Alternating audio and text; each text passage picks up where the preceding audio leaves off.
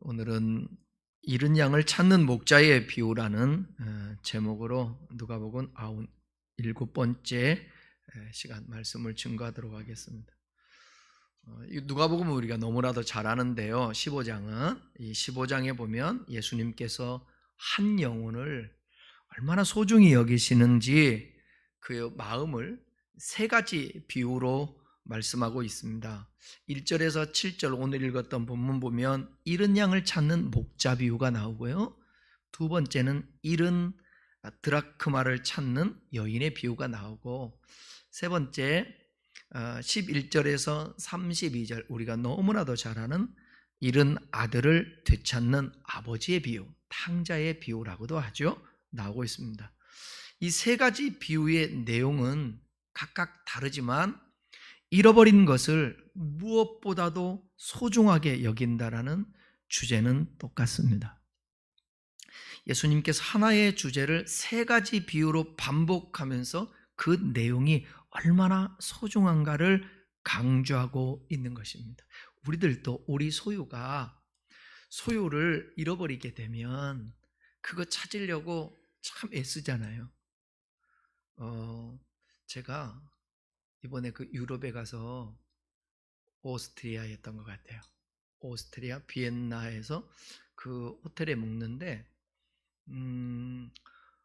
반지를 분명히 찬 것 같은데, 이 반지를 찬 것 같은데 반지가 없는 거예요. 내가 이게 헷갈리죠? 집에서 안 가지고 왔을까?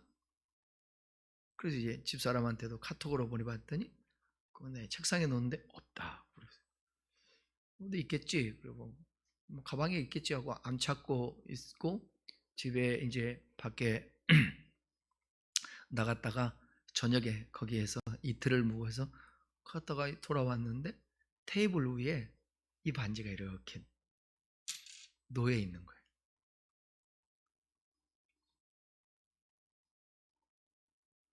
거예요. 이 나라 괜찮네. 내가 옛날에 강원도의 아이파크에서는 반지를 한번 잃어버린 적이 있어요. 아무리 찾아도 안 나오더라. 물어도 안 나오고.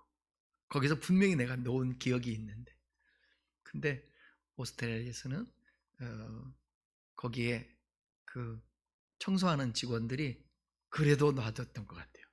이거를. 내가 이걸 찾아가지고 얼마나 마음이 놓이든지 기쁘든지, 나중에 가방에 있는 줄 알고 찾았는데 없으면 어떻게 해요?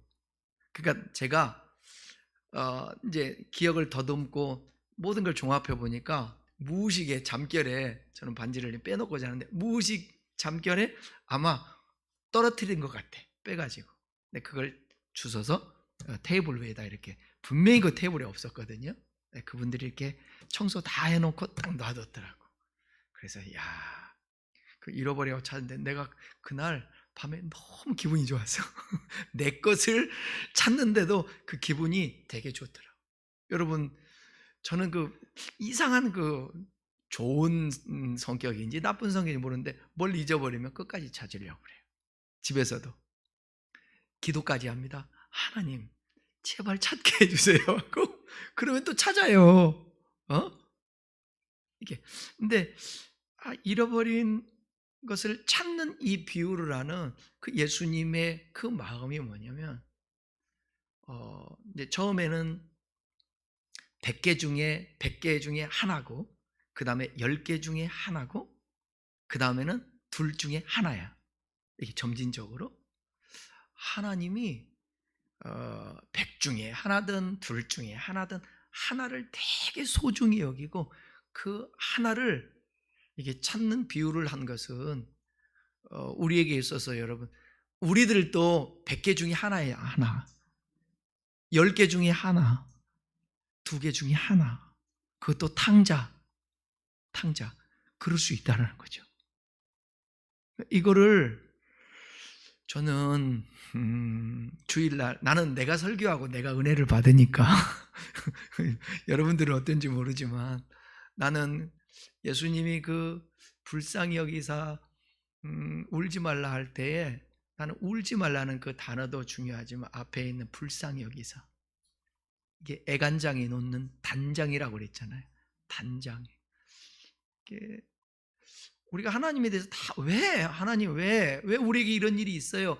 그렇게 질문을 할 수 있지만 또 다른 면에서는 우리 그것은 이해할 수 없지만 하나님 아버지의 마음만큼은 원숭이 어미가 새끼를 찾아 백리를 뛰어와서 쓰러져서 배를 갈라봤더니 그 장기가 토막이 났듯이 그런 어떤 하나님 아버지의 심정, 그게 에레미야 애가에도 나오잖아요. 창자가 끊어진 것 같은. 또 여러분 기억하세요? 하박국에도 나오는데 그 적들이 쳐들어온다라는 그 소리를 들으면서 성경에 뭐라고 그러냐, 하박국 3장에 창자가 이 창자가 막 끊어지는 것 같은, 틀어지는 것 같은 그런 느낌이었다라고 하는데, 우리 주님이 인류를 향한 그 마음이라는 거죠. 하나님이 이처럼 사랑하사, 그 이처럼이라는 건 뭐죠? 요한복음 3장에 나오는 이처럼 사랑하자. 뭐와 같이 이처럼 사랑했다? 뭐냐면 광야에서 놋뱀이 들린 것 같이 인자도 들려야 하려니, 그게 이처럼 예수님의 십자가예요. 십자가의 죽으심, 물과 피 다 쏟으시면서 고통당하신 그 예수님, 그 은혜로, 그것으로 말미암아 우리가 하나님의 사랑을 입어 구원을 얻은 거예요. 그러니까 얼마나 우리는 소중한 존재입니까? 우리 말고도 우리 주변에 죄인이라고 얘기할 수도 있고 악하다고도 얘기할 수 있고, 그렇지만 그 사람도 어쩌면 하나님 앞에서 그런 대상이 된다는 거예요. 우리도 그런, 아직 죄인 되었을 때라고 그랬잖아요. 아직 의인이 안 되고 죄 가운데 있었을 때에, 아직 죄인 됐을 때에 하나님이 우리를 사랑하사 독생자 예수 그리스도를 화목제물로 우리에게 보내주사 하나님과 화목하게 하셨다라는 것입니다. 그러니까 이 누가복음 15장에 나오는 잃어버린 것을 찾는 이 비유는 하나님 아버지의 마음, 우리 주님의 마음인 것을 알고, 그 주님의 마음의 대상이 뭐냐? 저와 여러분이라는 거예요. 그런 마음 갖고 우리가 힘들고 지칠 때에도 항상 우리가 혼자가 아니라 하나님이 찾으시는 존재라는 걸 알고, 근데 특별히 저와 여러분, 예배드리는 저와 여러분들은 하나님 앞에 찾으신 바가 됐잖아요.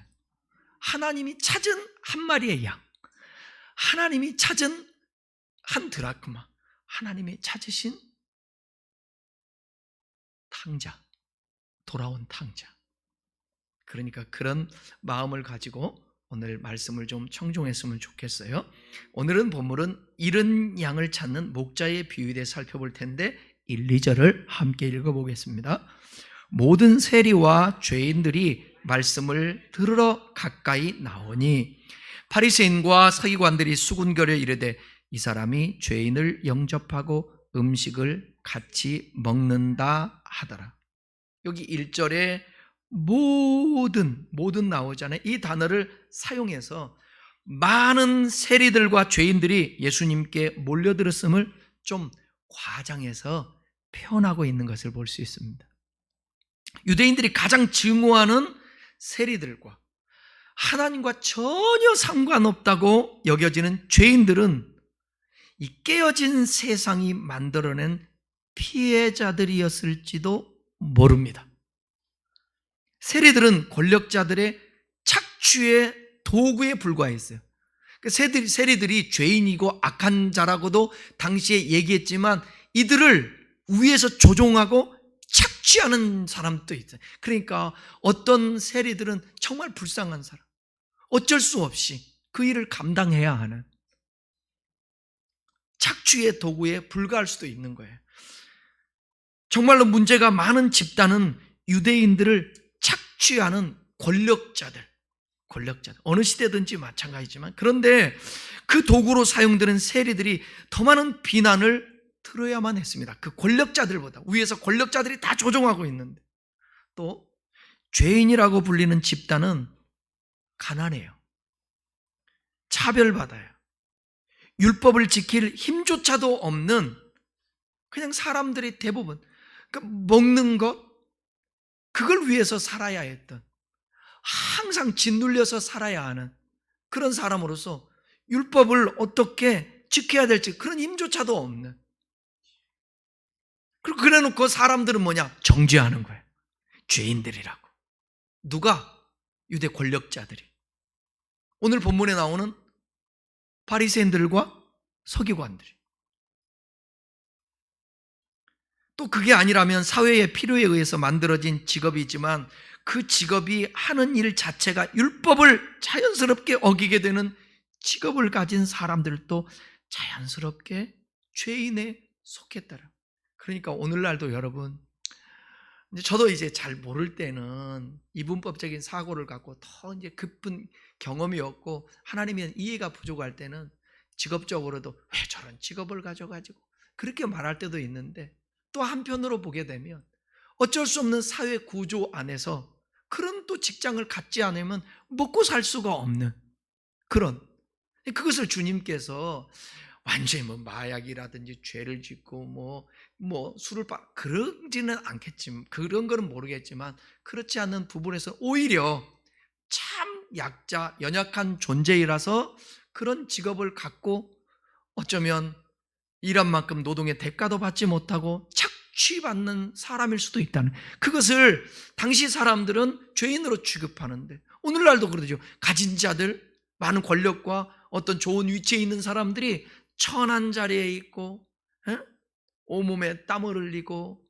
그 다음에 옷을 지저분해 흙을 묻히고 지저분 묻히고 그렇게 일하는 사람들을 이렇게 하대한다든지, 하나님 앞에 벌을 받아서 저렇게 사는 죄인이라든지.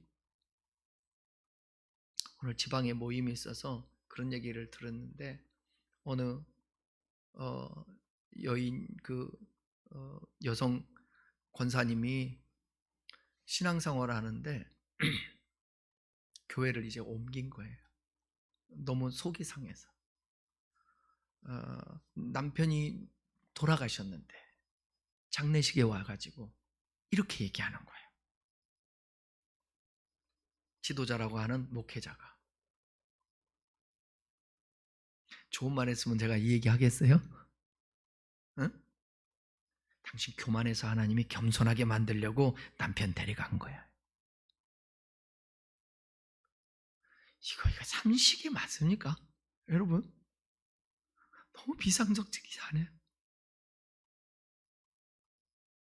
은사 강조하고. 그래서 그 담임 목사님 물어봤대. 그분 혹시, 죄송해요, 제가 비하하는 거 아닙니다. 그 목회자가 여성분 아닙니까? 그랬더니 깜짝 놀래더래. 맞다고. 정상적인 신학 다니고, 그 다음에 하나님 말씀을 제대로 보지 않고 맨날 기도만 하고. 오늘도 제가 이제 전도사님으로 시취를 하는데 인사 담당이라서 이제 서류를 가지고 와서 몇 분 목사님이랑 얘기를 하는데, 참외가 이제 전도사가 되려고 시취를 하는데 대학원 이제 하고 얼굴이 밝지가 않아. 내가 그래서 들어보니까 목사님이 당신은 주의 길을 가야 될 것 같다라고 해서 전도사로 가려고 한다라는 그 뉘앙스가 더 크더라고. 그래서 제가 그런 얘기를 했어요. 주의 길을 가는 것, 하나님 앞에 헌신하는 길은 참 힘든 길이다. 그러나 이 길은 감격이 있어야 된다. 감동이 있어야 된다. 마음의 기쁨이 있어야 된다. 평안함이 있어야 된다. 근데 우리 전도사님 이제 되려고 하시는 이 간사님은 그 면에서는 조금 하나님하고 씨름해야 될 부분이 있을 것 같습니다. 꼭 누구 목사 말, 누구 말 듣지 말고 당신은 주의 종이 되어야 될 것, 크게 중요하지 않고 하나님과의 1대1의 관계 속에서 확신이 더 중요하다. 제가 그런 얘기를 했어요. 희한해요. 하나님의 말씀이라는 명분 아래, 기도한다는 명분 아래 어떤 사람을 자기가 신처럼 좌지우지하려고 그러고 판단하고 전혀 성경적이지 않아요. 성경적이지 않아요. 하나님이 부르실 때 말했을 때 선택은 그분이 하는 것이고 그분이 자기가 반응하는 것이지 누가 올검해서 그렇게 하는 게 아니에요. 당시에도 아마도 세리들도 그렇게 위에 있는 권력자들이 조종했을 것 같고 죄인들도 어쩔 수 없는 상황에 살아가는 자들을 죄인으로 몰아놓고 그 다음에 자기와 구별을 하고 희한하게 교회에서 오히려 더 막 하대합니다. 믿음 없다고 그러고 은혜 없다고 그러고 그따위로 신앙생활을 어떻게 그렇게 표현을 해요? 그건 아니잖아요. 믿음 안 갖고 싶은 사람이 어디 있어 교회에 오는데. 그래요? 안 그래요? 은혜 충만 받고 싶고 성령 충만 받고 싶고 그러잖아요. 근데 안 되는 게 문제잖아. 그거 안 될 때 그 막 뭐 어떻게 한다고 그 되는 게 아니잖아. 그분을 위해서 어떻게 하면 저분이 세워질 수 있을까? 기도해주고 권면하고 더 기도해주고 축복하고. 저도 이제 철들어서 이런 말을 하는 거예요. 1절에 등장하는 사람들이 악인들인가 아니면 유대 사회가 하나님의 말씀하신 계명을 지키지 않고 약자들을 보호하지 않음으로 형성된 취약 계층들이 아니었는가, 이런 고민도 우리가 해봐야 되는 거예요. 인간 편에서는 여러분 세리요 죄인이고 완전히 구분하고 자기들은 뭐냐, 이따 결론에 가서도 말씀드리겠지만 우리는 의인이야. 금식도 해, 구제도 해, 헌금도 해. 그러면서 저들과 완전히 구분짓는 것이죠. 적어도 이들도 율법을 안 지키고 싶었던 사람들은 아니지 않을까요? 그 세리도 죄인도. 이런 건 우리가 좀 생각할 여지가 있지 않아요? 무조건 죄인이다, 나쁘다 그렇게 하기 전에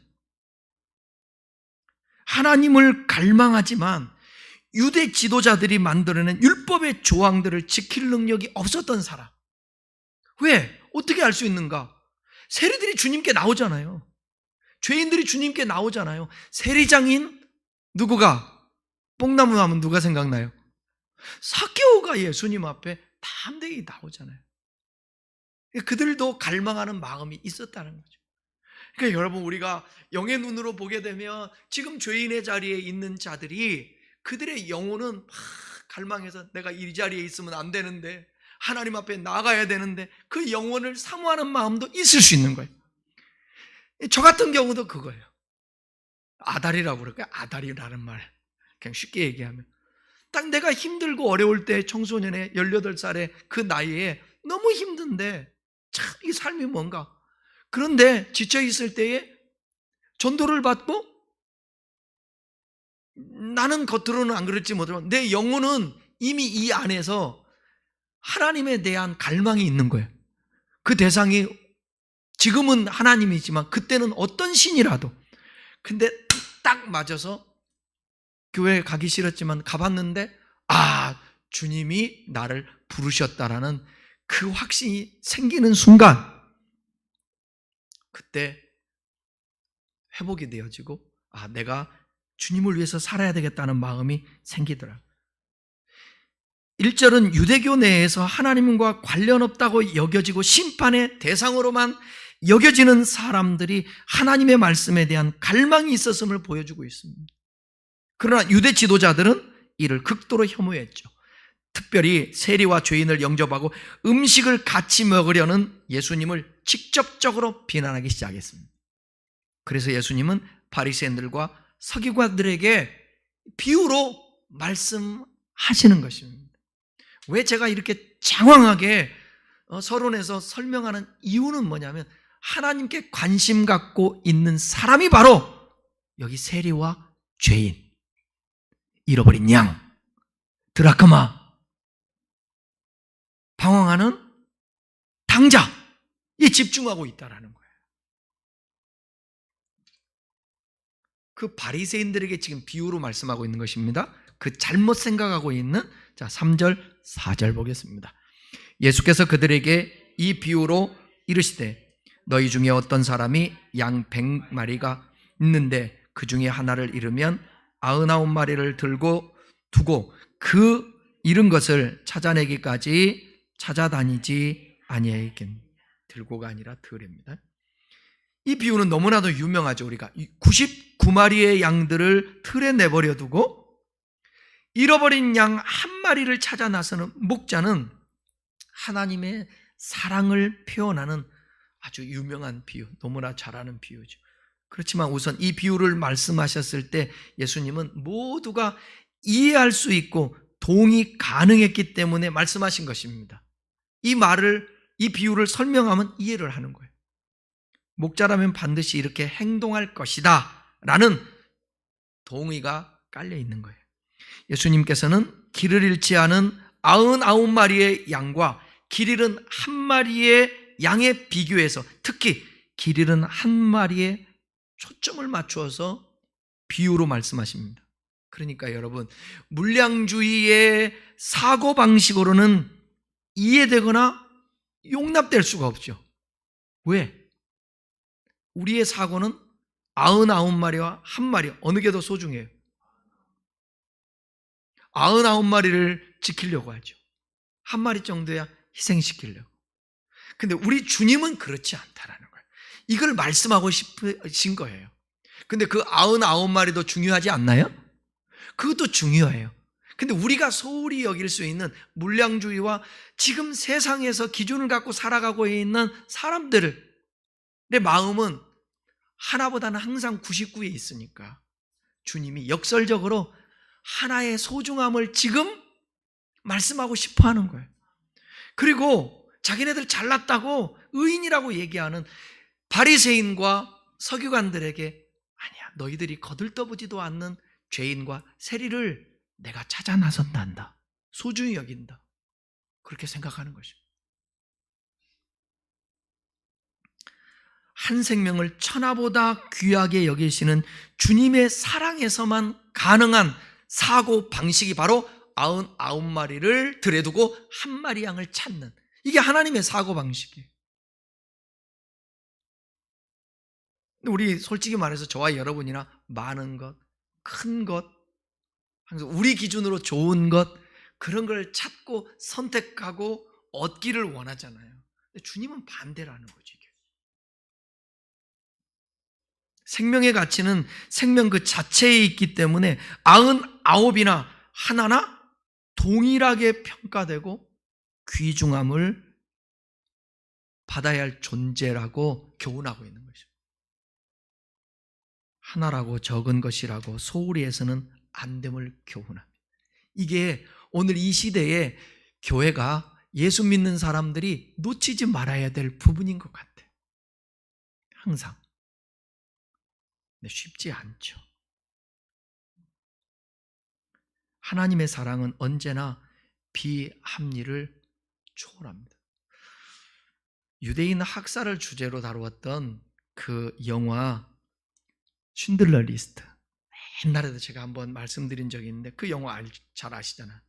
이 영화 말미에 보게 되면 아우슈비츠 수용소에서 구출됐던 유대인들이 자신들이 여기 그 금리발 같은 거 있죠, 이걸 뽑아요. 그래서 반지를 만들어요. 이 반지를 만들어서 쉰들러에게 그에게 주는 장면이 나오는데, 거기 반지에 보게 되면 탈무드에 나오는 문구가 써져 있어요. 그 문구가 뭐냐? 이거예요. 누구든지 한 사람의 생명을 구하는 것은 곧 세상을 구하는 것이다. 그러니까 하나를 소중하게 여기는 그 마음이 쉰들러에게 있었던 거예요. 쉰들러는 이 반지를 보고 더 많은 사람들을 구하지 못한 것을 갖다 아쉬워하면서 통곡을 합니다. 저는 그 장면을 목사라서 그런지 그거 보면서 정말 많은 생각을 했어요. 야, 저 사람은 참 사람 한 사람을 소중히 여긴다. 이처럼 한 생명을 구하는 일은 세상에서 가장 귀한 일입니다. 하나님은 이 자리에 있는 우리들과 이 세상 모든 사람들의 생명을 이 세상에서 가장 귀한 것으로 여깁니다. 그래서 아우슈비츠 수용소의 불구덩이보다 더 무서운 건 뭐냐면 지옥불에서 우리를 구해내기 위해서 독생자를 아끼지 않고 이 땅에 보내주신 거예요. 그래서 우리가 그 사랑으로 우리가 구원받았으니까 우리도 쉰들러처럼 이런 마음, 이 소중한 마음을 가져야 된다는 거죠. 응? 우리가 이빨을 뽑아서 금반지를 만들어줄 수는 없다 할지라도 우리의 가지고 있는 이 마음, 그 다음에 재능, 모든 걸 가지고 한 영혼을 나를 통하여서 구원할 수만 있다면 얼마나 좋을까. 우리 살아가면서 조금 시선을 많은데 큰 데보다는 좀 소외되고 적은데 누가 안 봐주는 것, 거기에 좀 관심을 갖는 게 좋지 않을까. 우리 주님이 그 마음으로 오늘 지금 세상 것으로 가득 차 있고 교만으로 가득 차 있는 이 바리새인들과 서기관들에게 이 비유를 말씀하고 있는 것입니다. 저와 여러분도 한 영혼을 소중히 여겼으면 좋겠습니다. 저와 여러분을 통해서 잃어버린 영혼을 찾았으면 좋겠습니다. 5절, 6절 보겠습니다. 또 찾아낸 즉 즐거워 어깨에 메고 집에 와서 그 벗과 이웃을 불러 모으고 말하되 나와 함께 즐기자. 나의 잃은 양을 찾아내었노라 하리라. 목자는요, 잃어버린 양을 찾아서 소중히 여김이 어깨에 메고 집으로 돌아옵니다. 그리고 그 양이 양의 가치보다 더 큰 잔치를 열어서 이웃들과 기뻐해요. 적어도 비유 속에서 목자에게 잃어버린 양은 이웃을 모두 불러 잔치를 여는 비용보다 가치가 있는 거예요. 양 한 마리 생각을 해보세요. 상식적으로 양 한 마리 찾았다고 그거 메고 와서 사람들을 초청해서 잔치를 벌리는데 양 한 마리보다 비용이 더 들을까요? 덜 들을까요? 이 논리가 이해할 수 없잖아요. 이게 하나님 아버지의 마음과 방식이라는 것입니다. 그러니까 인간이 여기는 사람에 대한 가치와 너무너무 다르죠. 사람을 어떤 사람들은 파리 목숨보다도 못하게, 벌레만 더 못하게, 그냥 아무런 하나님의 형상을 닮은 존재인데도 불구하고 사람들이 그냥 파리 목숨보다도 못하게 죽게 만들지 않습니까? 이건 기독교적이지 않죠. 이건 성경적이지 않다는 것입니다. 그리고 이 정도로 기뻐한다는 것은 정말 소중한 존재라는 것을 표현하고 있어요. 그 찬양 가운데도 있는데 스바냐 3장 16절에 너의 하나님 여호와가 너의 가운데 계시니 등등등 하다가 마지막에 뭐라고요? 내가 너로 인하여 기뻐하노라. 내가 너로 인하여 기뻐하노라. 그 대상이 죄인이거든요. 악한 세상이거든요. 어차피 의인은 없나니 하나도 없죠. 다 누구로 말미암아 의인 되는 거예요? 예수님 그리스도로 말미암아 의인 되는 거예요. 다 사람 거기서 거기에요. 예수 믿느냐 안 믿느냐 이 문제인 거죠. 그러니까 우리 주님은 하나님은 우리를 볼 때에 예수님으로 말미암아 우리가 구원받고 정말 소중한 존재. 하나님이 우리가 구원받을 때 기뻐할까요? 안 기뻐할까요? 기뻐하셨을까요? 안 기뻐하셨을까요? 엄청 기뻐하셨겠죠. 그죠?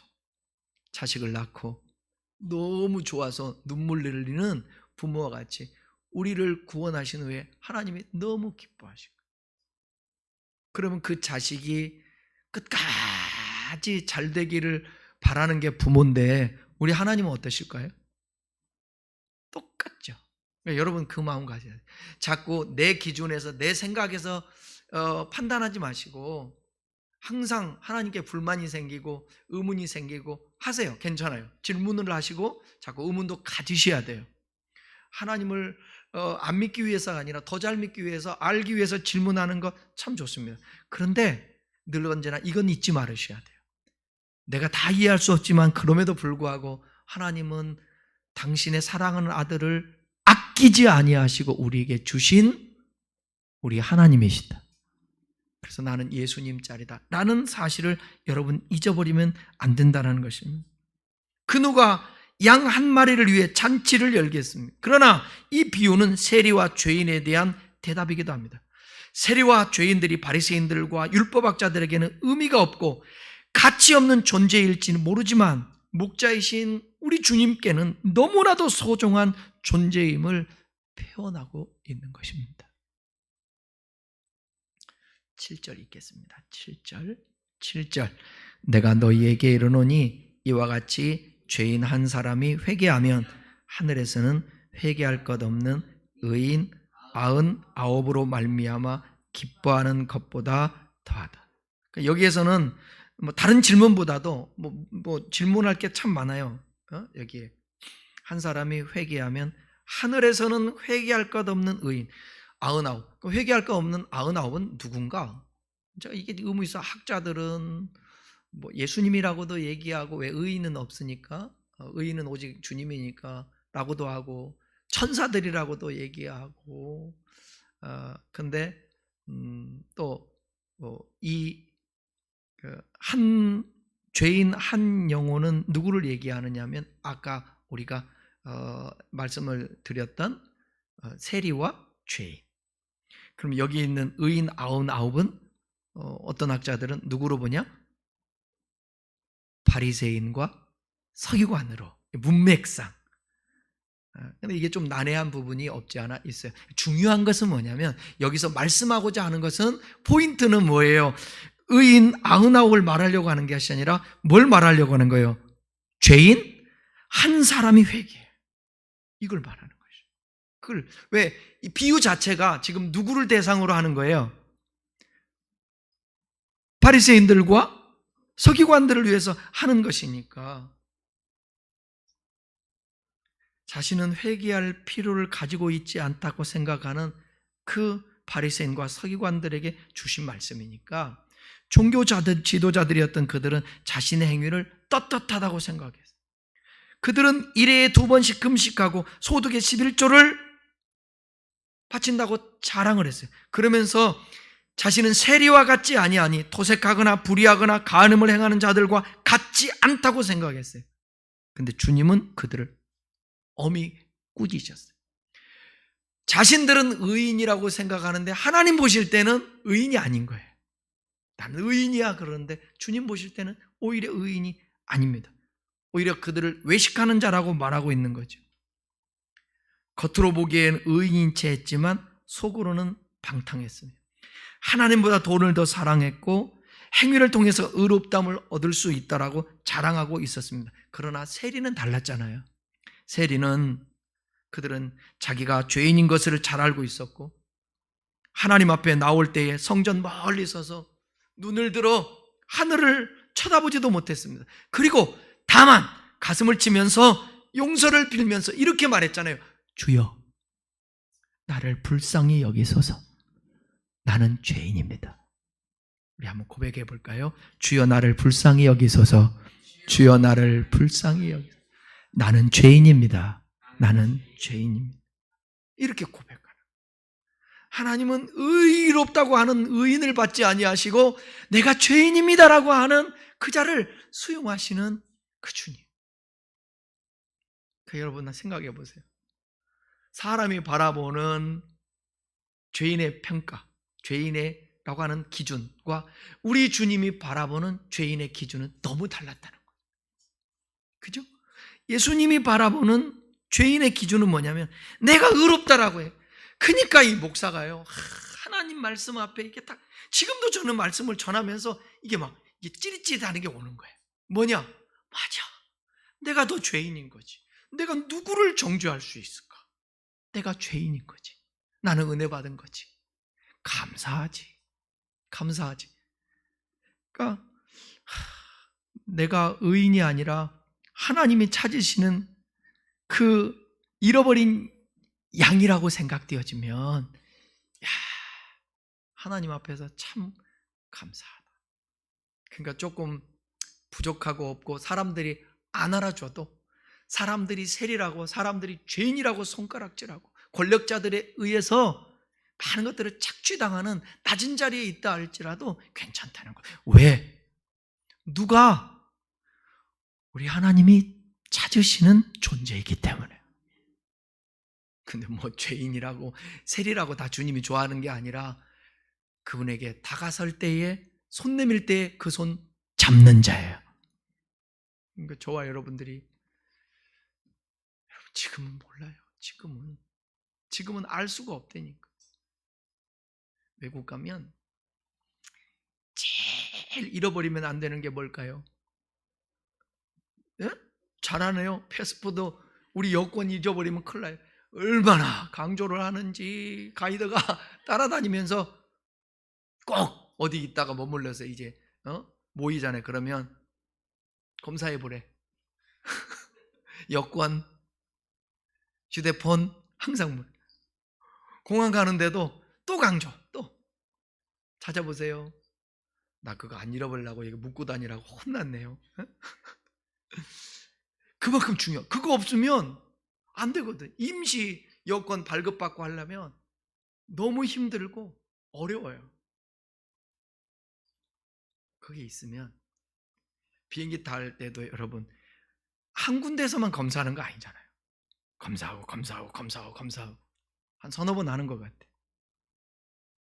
뭘 얘기하려고 그러냐면, 저와 여러분도 예수 그리스도로 죄인이었지만 예수 그리스도로 말미암아서 이 하나님의 사람이라는 티켓, 그 티켓은 돈도 아니고 우리의 외모도 아니고 잘난 것도 아니고 누가 인정해 주는 것도 아니고, 나를 불쌍히 여기십시오. 나는 죄인입니다. 고백하는 주 앞에서 머리도 못 드는 그 죄고 겸손한 주님을 향한 태도. 그 나는 이 세상에 가장 힘 있는 기도와 주님을 감동시킬 수 있는 기도는 주 예수 그리스도 하나님의 아들이시여 나를 불쌍히 여기소서. 나는 죄인입니다. 심지어 얼마나 자기가 죄인인 것이 인식되면 뭐라고 얘기하죠? 나는 죄인입니다 하고? 아니. 괴수는 저기가 그 바울이 얘기한 거고, 바울막을 복음서에 보게 되면 그렇게 나와요. 나는 죄인입니다 하고 그 다음에 나를 떠나소서. 얼마나 자기 죄가 들여봤으면 걸어가신 우리 주님 앞에서 나를 떠나소서. 나는 주님과 도저히 할 수 없습니다. 그 말 듣고 주님이 떠나가실까요? 그를 손잡아 줄까요? 이게 주님이시라는 거예요. 이거를 복음이라고 말하고 이거를 은혜라고 얘기해요. 이걸 어떻게 논리적으로 설명해서 이해를 시키냐고. 그 마음에 감동이 들고 와지는 거지. 낮아질 때 내가 어떤 존재인지 알 때 그 고백을 해요. 바울은 나는 죄인 중에 괴수라고 얘기할 때 그때의 자기 존재를 적나라하게 들여다봤거든요. 어떤 존재인지. 그리고 사단의 가시 때문에 있는 그 가시로 인하여서 늘 아프고 고통당하는, 약할 때 강함 되시네 나의 보배가 되신 주 나의 모든 것. 우리 찬양하잖아요. 하라고요. 이런 찬양들을. 내 안에 있는 보물 되신 그 주님으로 말미암아서 99이 아닌 한 마리에 잃어버렸던 나라는 존재를 주님이 나를 찾아서 얼마나 기뻤던지. 이 하나값 이거 한 마리로 되겠어요? 이웃들 다 초청해서 잔치를 벌이고 기뻐하고 즐거워하는데 이거 찾아놓고 그 값을 엄청나게 지불해야 되는 이런 거죠. 그게 바로 뭐냐? 무엇과도 바꿀 수 없는 핏값 주고 산 교회라고 얘기하네. 핏값이잖아요. 우리를 핏값 주고 사셨다라고요. 이 공동체를. 그래서 우리는 핏값 주고 예수님을 주고 우리를 샀기 때문에 우리는 얼마짜리라? 알기는 얼마나 우리가 잘하는지 몰라 이거를. 예수님짜리. 아시겠어요? 10,000원은 구겨져도 10,000원. 맞죠? 빳빳한 깨끗한 돈도 10,000원이고 구겨진 것도 10,000원이라. 저와 여러분이 그 존재. 나 오늘 설교 들으면서 이거 하나만 잊지 말고 갔으면 좋겠어요. 뭐냐? 주님이 나를 찾으신다. 주님이 나를 찾으시고 나는 주님이 찾고 있는 존재고, 더 나아가서는 어떤 존재예요? 찾고 그냥 찾다가 마는 존재가 아니잖아. 반드시 찾잖아요. 찾으신 바 된 존재라는 거죠. 저와 여러분들이 기도합시다.